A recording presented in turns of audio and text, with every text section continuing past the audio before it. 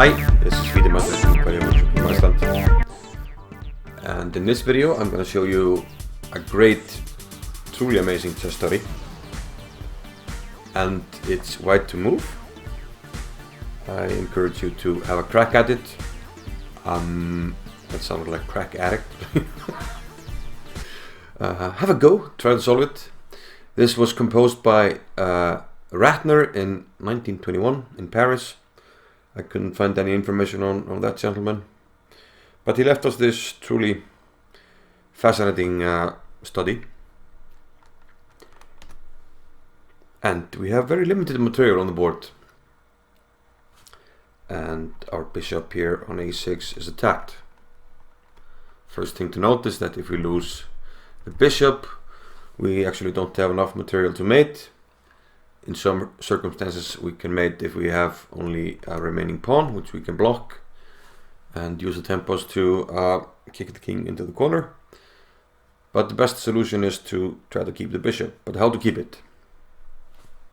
So if you want to try to solve it, I will now show the solution. So pause the video if you want to try to solve. The correct solution is to play bishop to e2. And this we'll see in a minute. There's actually a big difference between bishop e2 or bishop d3. Now black just attacked the bishop, but now he plays king b7, which comes with check, opens up a discovery here on the king. King must move. And now bishop d4. And white is faced with a dilemma. Both of his knights are attacked and he's going to lose one of them. Now under normal circumstances this would not be enough for white to win the game. A knight and a bishop against against the bishop is going to be drawn. But here the circumstances are quite unusual. White plays knight to b3, attacking the bishop. And to make sense of previous play, bishop takes e5. But now comes knight to a5.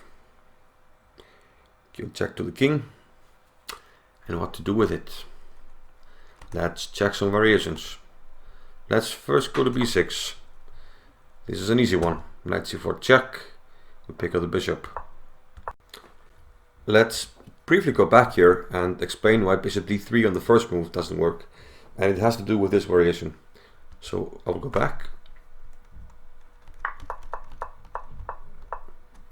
And let's play bishop to d3 and go down the same path.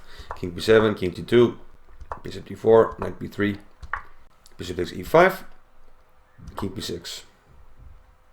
Now with bishop on d3, black can play king c5, and now king d4 with a double attack, and the bishop and the knight, and we can't save both of them. So that explains why the bishop needs to be on e2. Let's go back to the position where we played knight a5 check and try other moves. Let's try c8.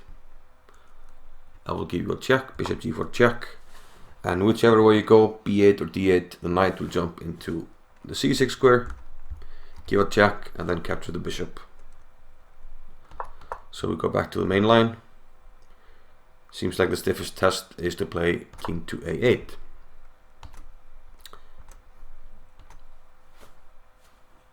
Now white plays knight to c6, attacking the bishop. The bishop must move. Note that if this was a real game, of course, and black gave up the bishop now, you would have to know how to checkmate with a knight and a bishop. Which isn't really difficult once you learn it, but always a very satisfying mate to know. So okay, now the bishop moves. And our only chance is that the black king is stuck in the corner. So we have to pin it down there in Alpha Zero style. Bishop a6. Of course, E.Ratner wasn't aware of Alpha Zero, unless he had a time machine. But he has boxed in the king. So what's going on now? White has a very simple plan. Black can only sit and wait. The king is stuck in the corner. It has no squares. And you can't kick the bishop and the knight away. So this is a really nice synergy between the pieces. We're operating on the light squares, and black squared pieces can't do anything about it. G5, king comes up to f3, bishop to c1, keeping the pawn. And now the plan is very simple. We're just gonna walk the king up the board and give mate.